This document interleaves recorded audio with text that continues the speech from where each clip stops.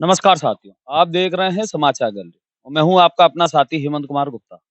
साथियों, नगर निकाय चुनाव 2023 हम बात करेंगे आज छाते की। जी हाँ, छाता जो आपको गर्मी से भी बचाता है, धूप से बचाता है, बारिश में पानी से बचाता है। अब बात नगर निकाय चुनाव की और हम बात कर रहे हैं छाते की, तो चौंकिएगा नहीं, क्योंकि हम जहाँ बैठे हैं वो वार्ड नंबर 57 है, झांसी नगर निगम का। और जहाँ से 2 बार के पूर्व पार्षद जो रहे हैं, सभासद रहे हैं, वो दिनेश सिंह उर्फ दीपू। उनको पिछले 2 चुनाव में भी चुनाव चिन्ह छाता मिला था और उसी छाते ने उनको जीत दिलाई थी। और आप देखिए कि इस बार भी उन्हें चुनाव चिन्ह छाता ही मिला है। तो बात अब छाते ही से चालू करते हैं कि छाते की क्या स्थिति है, आपके वार्ड में कैसा चुनाव चल रहा है? वार्ड में चुनाव तो अच्छा चल रहा है। वार्ड में चुनाव तो बढ़िया चल रहा है। हमारे यहाँ तो शांतिपूर्ण माहौल रहता है। पढ़े लिखे अच्छी लोगों की कॉलोनी है, तो ऐसा कुछ नहीं है। बढ़िया शांतिपूर्ण माहौल है, अच्छा चुनाव चल रहा है। आपको बता दें कि वार्ड नंबर 57 जो है उसमें मिशन कंपाउंड आता है। मिशन कंपाउंड झांसी की पॉश कॉलोनी है। यहाँ पर 2 बार से निर्दलीय चुनाव लड़ चुके दिनेश सिंह ही जीतते हुए आए हैं। क्या मुद्दे रहते हैं यहाँ चुनाव के? किन मुद्दों पे आपको 2 बार अगर यहाँ की जनता ने वोट किया तो क्या मुद्दे रहे? हमारे यहाँ मेन मुद्दा है सफाई। सफाई व्यवस्था हमारे यहाँ की बहुत अच्छी है। पहले जब मैं पार्षद बना था उस समय सफाई व्यवस्था बहुत ज्यादा स्थिति खराब थी, क्योंकि मेरे यहाँ सफाई कर्मचारी ही नहीं थे।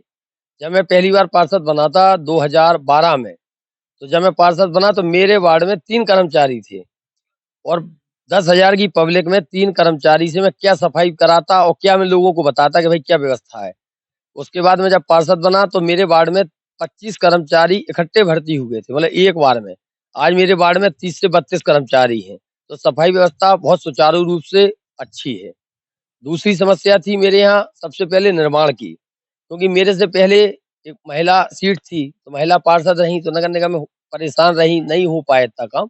तो निर्माण की भी स्थिति बहुत खराब थी। आज मेरे वार्ड में 80%, मैं कहता हूँ अगर 20% हो सकता है, अगर कुछ रोडें बची भी हैं तो वो बनने की स्थिति में नहीं, केवल मेंटेनेंस वर्किंग से उनका काम हो सकता है। बाकी सारी रोडें मेरे वार्ड की सब निर्माण हो चुकी हैं। ड्रेनेज का काम है, नाली कवर्ड का मेरे यहाँ 80% ड्रेनेज कवर्ड हो चुका है। 20% ड्रेनेज है जो अभी बकाया है, वो भी स्मार्ट सिटी के द्वारा मेरे यहाँ काम चालू है और वो भी लगभग 1 महीने के अंदर खत्म हो जाएगा। तो मेरे यहाँ निर्माण का भी ऐसा कोई विशेष काम नहीं। मेरे यहाँ मेन काम अभी नई समस्या आई है पानी की थोड़ी। 2 साल से पानी की गर्मियों में हमारी समस्या हुई है, जबकि पानी की टंकी मेरे वार्ड में है।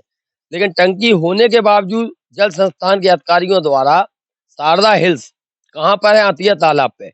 उधर पानी की कमी होने के लिए उन्होंने इधर से अपना कनेक्शन जुड़वा दिया। तो उस वजह से मेरे यहाँ पानी की समस्या थोड़ी ज़्यादा आई है।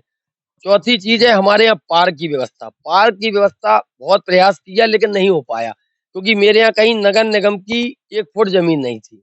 उसके बाद मेरे पास जीआईसी था बगल में, तो जीआईसी में फिर हमारे यहाँ स्मार्ट सिटी के द्वारा वो बना स्टेडियम बनाया गया, जिसमें अभी वर्किंग चालू है और शायद है कि 2 महीने बाद वो तैयार हो जाएगा।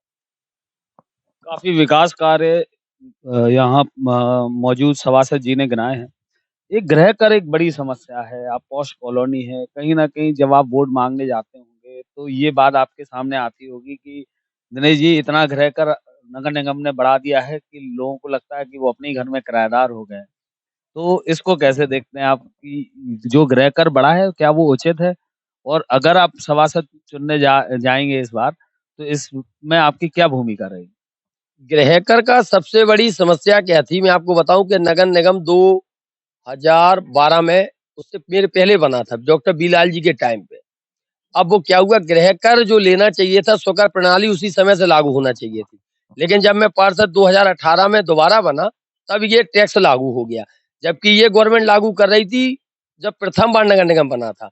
लेकिन हमारे यहाँ सदन में ही हम लोगों ने और कार्यकारिणी में इस बात का विरोध किया कि अगर आप एकदम में किसी से नगर पालिका से नगर निगम का टैक्स अगर आप एकदम इतना ज्यादा लेंगे, तो इतने साल का अगर आप जोड़ेंगे डिफरेंस, तो वो तो बहुत अधिक हो जाएगा। आपने देखा होगा, उस समय की पब्लिक भी जानती होगी, उनको जो रसीद मिलती थी उस समय उस पे प्रोविजनल की मोहर लगा के दी जाती थी। इस बात का हुआ, लास्ट में गवर्नमेंट बोली नहीं भाई, नगर निगम जब से लागू हुआ है, जब से ही हम टैक्स लगाएंगे। इस बात का हमारे यहाँ सदन में विरोध हुआ। नगर निगम में फिर उस टैक्स को माफ कर दिया गया। 2018 से ये लागू किया गया।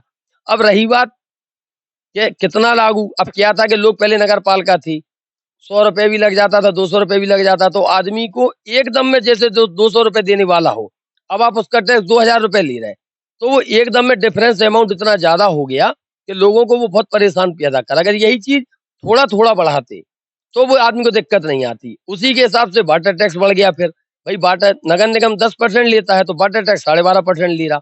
ये जरूर है कि इसमें थोड़ा बहुत संशोधन की आवश्यकता है, लेकिन मैं पब्लिक से फिर भी ये कहना चाहूंगा कि संशोधन के साथ अगर सुविधाएं बढ़ाना, नगर निगम भी क्योंकि स्वयं संस्था है, अगर आप उसको पैसा नहीं मिलेगा तो वो काम कहाँ से कराएगा। लेकिन ये जरूर है कि हाँ, कुछ संशोधन की टैक्स में जरूरत है, जो भी है इसका इस बार की सदन में कुछ ना कुछ कम भी कराया जाएगा। बहुत ही बढ़िया उन्होंने बताया कि गृह कर की जो स्थिति है वो आज मौजूदा कारण से क्यों है। और इसको मैं आपको बता दूं कि आज तक इस तरीके से कोई भी सभासद भी नहीं बता पाया, और कह सकते हैं कि निवर्तमान महापौर भी इस चीज को स्पष्ट नहीं कर पाए। चलिए, यहाँ लगभग वार्ड नंबर 57 में 6000 लोगों की वोटिंग है, और उसमें से कितने मतों से दिनेश जी जीतने जा रहे हैं, ये उन्हीं से पूछेंगे। दिनेश जी, कितने वोटों से जीतने जा रहे हैं? अब ये तो मैं नहीं बता सकता हूँ, ये तो पब्लिक का आशीर्वाद है। अपना काम है काम करना, बस अपना ये की है कि अपने पास में मेहनत करने का फर्ज है, काम कराना। पब्लिक की जो भी जिम्मेदारी, पब्लिक अगर मुझे चुनाव जिताती है तो उसकी जिम्मेदारी पूर्ण रूप से ईमानदारी के साथ निभाएंगे। तो पब्लिक आपको लगता है कि राजनीति पे वोट नहीं करती है, काम बोलता है? भाई मैं अपने हिसाब से अगर बात करूं तो मैं तो इंडिपेंडेंट प्रत्याशी हूँ, निर्दलीय प्रत्याशी हूँ। कोई कास्ट वाइज का है तो हमारी कास्ट भी नहीं है। मुझे तो लोगों ने इसी बात पे वोट दिया। मैं तो यही मानता हूँ कि जितना आप काम करेंगे उसी के हिसाब से पब्लिक आपको वोट देगी। और इसीलिए आशीर्वाद है कि मैं जैसे वार्ड से 2 बार पार्षद रहा, मिशन कंपाउंड जैसे क्षेत्र है, जो इतना पॉश एरिया और पढ़े लिखे लोगों का क्षेत्र है। दिनेश जी, हमारी तरफ से आपको जीत की अग्रिम बधाई। बहुत बहुत धन्यवाद आपका कि आप मेरे यहाँ आए इंटरव्यू लेने। बहुत बहुत धन्यवाद। ये थे दिनेश जी, जो पिछले 10 साल से सभासद हैं, कार्यकारिणी सदस्य रहे हैं, काफ़ी एक्टिव, आप कह सकते हैं शिक्षित व एक्टिव सभासद रहे हैं, जिनके पास पूरा रोड मैप, विज़न, हर चीज़ है, हर चीज़ का एक स्पष्टीकरण है। हर उनके पास ये भी है कि हम विकास करेंगे तो हम कैसे करेंगे, और जो हम नहीं कर पाए उसके पीछे क्या टेक्निकल कारण रहा। हमारी तरफ से हम फिर से शुभकामनाएँ देंगे दिनेश जी आपको कि इस बार भी आप विजयी हो।